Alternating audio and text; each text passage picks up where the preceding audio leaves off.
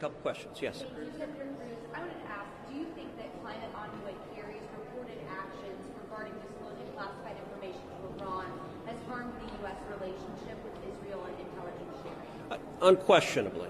If those allegations are true, John Kerry should resign, or even better, Joe Biden should fire him. Anyone entrusted with national security classified information should not be leaking it, and especially should not be leaking it to Iran, the sworn enemy of America, whose leader regularly leads mobs chanting death to America and death to Israel. There needs to be a serious, objective investigation into whether John Kerry leaked that information, as Iran claims that he did, and if he did, he should be fired.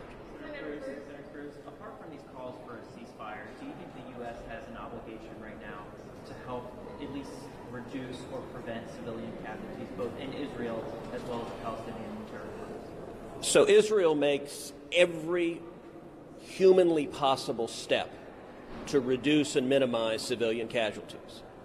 That is made substantially harder by the strategy that Hamas employs of using human shields, of basing their headquarters in the basement of a hospital so they use Palestinian women and newborn infants as human shields, of putting missiles in kindergartens so they use Palestinian kindergartners as human shields.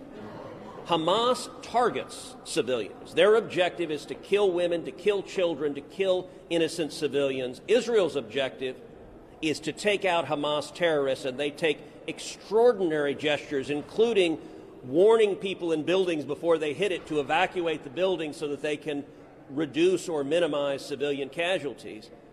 But I got to say, when there are civilian casualties, and Hamas ensures that there will be Palestinians who are civilian casualties, Washington Democrats act as Hamas's mouthpiece when they condemn Israel for striking back at Hamas, and they become part of the political strategy of using human shields. And when you see the extreme left blame Israel for every step of the way defending itself, they are helping Hamas, and they are furthering the violence. And I think anyone at home should ask yourself, why did this start now?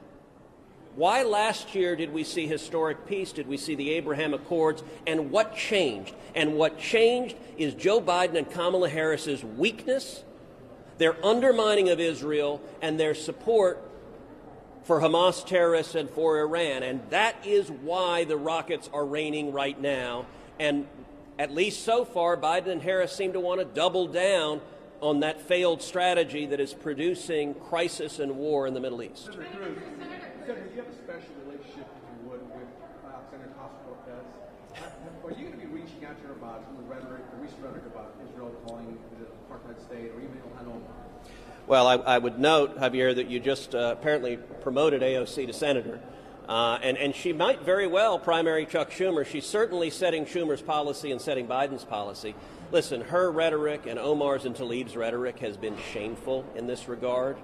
And particularly at a time like this, attacking and undermining Israel, accusing Israel of committing acts of terrorism, as the Squad has done, it is unconscionable. And look, after a while, when every criticism they have is always directed at Israel and not at the terrorist attacking them, you start to wonder if there's a pattern. We've seen anti-Semitic comments from the Squad, but the pattern starts to be remarkably consistent. And Joe Biden and Kamala Harris ought to have the courage to stand up to the crazy left, and instead of giving in to their demand that we cut off essential weapons needed to defend Israel and protect Israel from terrorism, we ought to be replenishing today the munitions needed for Iron Dome to keep not only Israeli citizens safe, but when Iron Dome works and works effectively, it keeps Palestinians safe as well. All right, thank you, guys.